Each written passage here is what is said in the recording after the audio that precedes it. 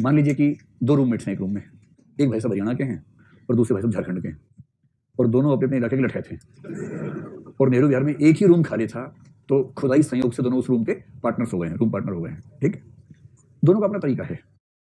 झारखंड वाला कहता है कि देखो भाई, मैं वन प्रदेश से आया हूँ, मैं प्रकृति के अनुसार जीता हूँ, रात को 9 बजे सोता हूँ, सुबह 4 बजे उठता हूँ ब्रह्म मुहूर्त में, और फिर पढ़ता हूँ बोल बोल के।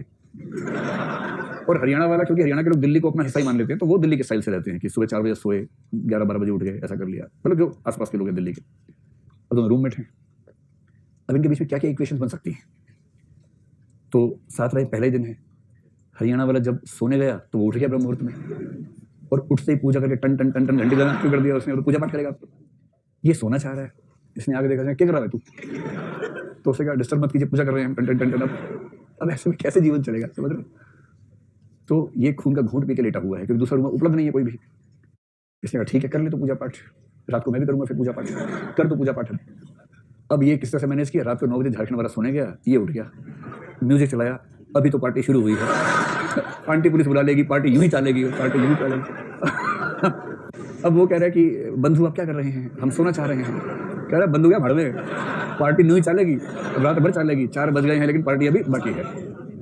अब ये लोग देखिए क्या होगा, दो स्थिति, पहली स्थिति रूम चेंज कर लेना चाहिए, और रूम में केवल कह रहा हूँ, है ना, इसे भाव समझ रहे होंगे आप। अगर जीवन ऐसा हो जाए तो रूम नहीं, रूममेट चेंज हो जाना चाहिए बेसिकली। मान लीजिए रूम है नहीं, रहना साथी है, तो सेकंड सिचुएशन क्या होगी, कोई चारा नहीं है, रहना दिल्ली में ही है, नेहरू विहार में ही, और पूरे नेहरू विहार में एक ही रूम है जिसमें दोनों रह सकते हैं, किसी और रूम में स्कोप नहीं है। अब जो गुण विकसित होगा वो है सहनशीलता, और ये गुण विकसित होने से पहले 3-4 बार जूतम पेजार हो चुका होगा। जूतम पेजार समझते हैं, जूतों का आदान प्रदान, अस्त्र के रूप में शस्त्र, चप्पल फेंक के मारी, जूता फेंक के लौटा, वहां से वापस मुंह पे छपा, 8 नंबर छप गया मुंह के ऊपर, खूब मारपिटाई चल रही है, एक ने 2 मुक्के मारे, उसे लात मारी कस के, दरवाजा टूटा, खिड़की टूटी, ये सब हुआ, पट्टियां बंधी, डॉक्टर साहब, वो सब कुछ हुआ। फिर 4 दोस्त इनके 2 पुलिस वाले सब लग समझा रहे कि भाई जब रहना साथी है तो ठीक से रह लो, जब दूसरा ऑप्शन है नहीं साथ रहना है तो ठीक से रह लो। तब इन दोनों के अंदर जो गुण विकसित होना शुरू होगा, मूल्य, उसका नाम है सहनशीलता। सहनशीलता का मतलब है सहन करो, भड़को मत, मारो नहीं, गाली मत दो, पी जाओ अंदर।